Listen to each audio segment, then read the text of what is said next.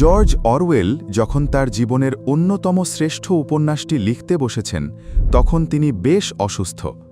টিউবারকিউলোসিসে আক্রান্ত হয়ে আছেন, পকেটের অবস্থাও শোচনীয়। আবার লিখছেন এমন এক বিষয়, এই বই কি প্রকাশ করবে কিনা তা নিয়ে আছে যথেষ্ট সন্দেহ।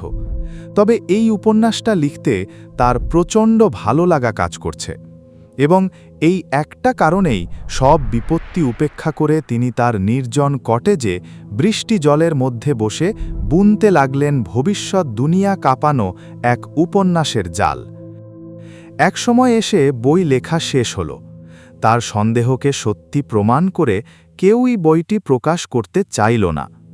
অরওয়েলের প্রায় সব বইয়ের পাবলিশার ফেবার অ্যান্ড ফেবারও জানিয়ে দিল এই বই তারা পাবলিশ করবে না।